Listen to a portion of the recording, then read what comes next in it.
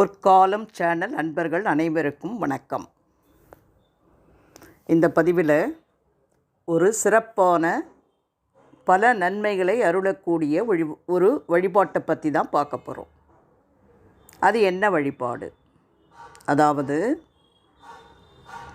நம் உடல் மன ஆரோக்கியத்தை கொடுத்து நமக்கு தலைமை பதவி, அதிகார பதவி, அந்தஸ்து இவையெல்லாம் கிடைப்பதற்குரிய ஒரு வழிபாட்டை பற்றியும், நம்முடைய வாழ்க்கையில் செல்வ வளத்தோடு நம்ம மகிழ்ச்சியாக வாழ்வதற்கு ஒரு வழிபாடு உண்டு என்றால் அது என்ன வழிபாடு? அதுதான் சூரிய வழிபாடு. அதிலும் குறிப்பாக நாளை வருகின்ற ரத சப்தமி அன்று நாம் சூரியனை எப்படி வழிபட்டால் நமக்கு அனைத்து பலன்களுமே கிடைக்கும் என்பதை பற்றி தான் இந்த பதிவில் பார்க்க போகிறோம். வாங்க நம்ம வீடியோக்குள்ளே போகலாம். பல புண்ணியங்களை தரும் ரத சப்தமி நாளில் விரதமிருந்து சூரியனை வழிபட்டால் இந்த பிறவியில் மட்டுமல்ல 7 ஜென்மங்களில் செய்த பாவங்களும் நம்மை விட்டு விலகிச் செல்லும், ஆரோக்கியம் மேம்படும், அனைத்து விதமான நலன்களும் வந்து சேரும் என்பது நம்பிக்கை ஆகும். சூரிய வழிபாட்டிற்குரிய ரத சப்தமி. இந்த ரத சப்தமி நாளை சனிக்கிழமையன்று ஜனவரி 28 ரத சப்தமி கொண்டாடப்படுகிறது. இந்த ரத சப்தமியே சூரியனுடைய ஜெயந்தியாகவும் கொண்டாடப்படுகிறது. தை மாதம் சூரியனுக்குரிய மாதமாகும். சூரிய வழிபாட்டிற்கு மிகவும் உகந்த காலமான தை மாதத்தில் வரும் முக்கிய விழா சூரிய ஜெயந்தி. இதனை ரத சப்தமி என்றும் அழைக்கிறோம். தை மாதத்தில் வரும் சப்தமி திதி ரத சப்தமியாக கொண்டாடப்படுகிறது. 7 குதிரைகள் பூட்டிய ரதத்தில் பயணிப்பவராக சூரிய பகவான் வரையறுக்கப்படுகிறார். இந்த ரத சப்தமி 2023 அன்று புராணங்களின்படி சூரிய பகவான் பயணிக்கும் தேரில் பூட்டப்பட்ட குதிரைகள் ஜெய, அஜய, விஜய, ஜிதப்ராணி, ஜிதஸ்த, மனோஜவ, ஜிகத்ரோத என்று அழைக்கப்படுகின்றன. இந்த 7 குதிரைகளும் சூரிய கதிர்கள் பாயும் பாதைகளாக குறிப்பதாகும். சப்த என்றால் 7 என்று குறிக்கும். 7 குதிரைகள் பூட்டிய ரதத்தில் பயணம் செய்யும் சூரியனை வழிபடுவதற்கு உரிய சிறப்பு மிகுந்த நாளாக ரத சப்தமி பார்க்கப்படுகிறது. ரத சப்தமி நாளில் சூரியன் பிறந்ததாக கருதப்படுவதாலும் அந்த நாளில் சூரியனின் சக்தி பல மடங்கு அதிகரிக்கும் என்பதாலும் அந்த நாளில் எவ்வாறு விரதமிருந்து நாம் சூரிய பகவானை வழிபட்டால் நமக்கு அற்புதமான பலன்கள் கிடைக்கும். அமாவாசைக்கு பிறகு வரும் 7வது நாள் சப்தமி திதியாகும். உத்தராயண புண்ணிய காலத்தின் தொடக்க மாதமான சை மாதத்தில் வளர்பிறையில் வரும் சப்தமி திதியே ரத சப்தமி என்று போற்றப்படுகிறது.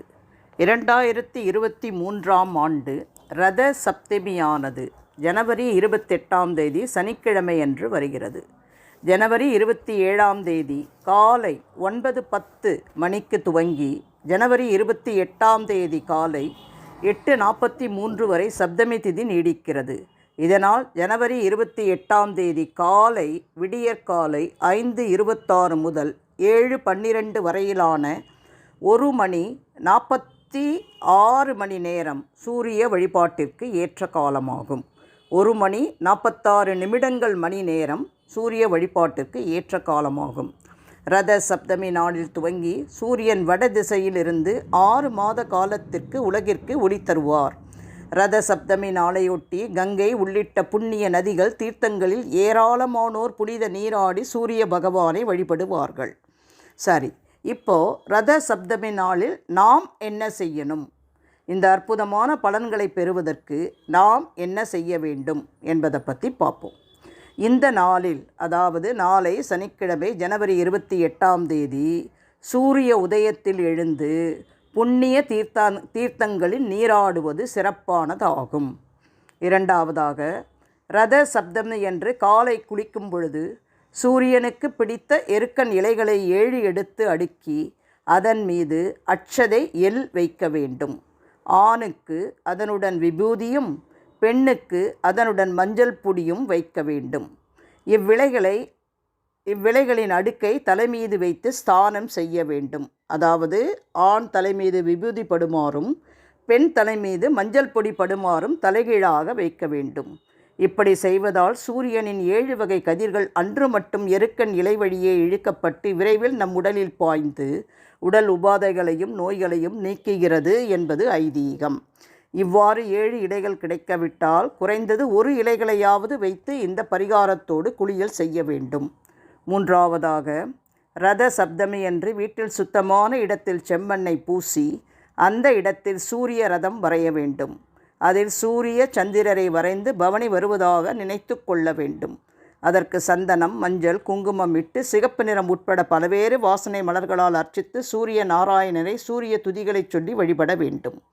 4ஆவதாக, சர்க்கரை பொங்கல், உளுந்து வடை நைவேத்தியமாக படைத்து பூஜை செய்யலாம். இப்போ இவ்வாறு நாம் பூஜை செய்யும் பொழுது எந்த மந்திரத்தை சொல்லி வணங்க வேண்டும்? 5ஆவதாக, கோதுமையால் செய்த சப்பாத்தி, சாதம் போன்றவற்றை பசுமாட்டிற்கு கொடுப்பது நல்ல பலனை தரும். வாசலில் சூரிய ஒளிபடும் இடத்தில் ரதம் வரைந்து அரிசி, பருப்பு, வெல்லம் படைக்கலாம். 6ஆவதாக, ரத சப்தமி என்று தொடங்கும் தொழில் பணிகள் மிகவும் சிறப்பாக நடைபெறும். அதேபோல் இந்த நாளில் செய்யப்படும் தான தர்மங்களுக்கு பல மடங்கு புண்ணியம் கிடைக்கும் என்றும் சொல்லப்படுகிறது. பூஜையின் பொழுது சொல்ல வேண்டிய மந்திரங்கள்: சூரியனை ரத சப்தமி தினத்தில் வழிபடும் பொழுது சூரியனை நோக்கி ஓம் நமோ ஆதித்யாய ஆயுள் ஆரோக்கியம் புத்திர் பலம் தேகிமே சதா என்று சொல்லி வணங்க வேண்டும். குறைந்தது 3 முறை, முடிந்தால் 108 முறை சொல்லி வழிபட வேண்டும். சூரிய வழிபாடு ஏன் செய்ய வேண்டும்? சூரிய வழிபாடு செய்வதன் மூலம் நமக்கு கிடைக்கும் பலன்கள் என்ன? நாம் 7 ஜென்மங்களில் செய்த பாவங்களும் நம்மை விட்டு விலகிவிடும் என்பது நம்பிக்கை. இந்த பிறவி அல்லது கடந்த பிறவிகளில் மனம், வாக்கு, உடல் ஆகியவற்றின் மூலம் செய்த 7 வகையான பாவங்களையும் சூரிய பகவான் நீக்குவார் என்பது ஐதீகம். ரத சப்தமி என்று விரதமிருந்தால் அனைத்து விதமான நோய்களையும் தீர்க்கக்கூடியது. அதனால் இதனை ஆரோக்கிய சப்தமி என்றும் கூறுவார்கள்.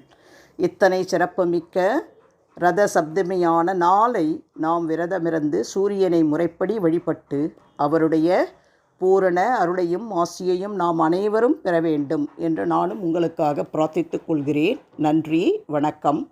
இதுவரை எங்கள் சேனலை சப்ஸ்கிரைப் செய்யாதவர்கள் சப்ஸ்கிரைப் செய்யுமாறும் அன்போடு கேட்டுக்கொள்கிறேன். நன்றி, வணக்கம்.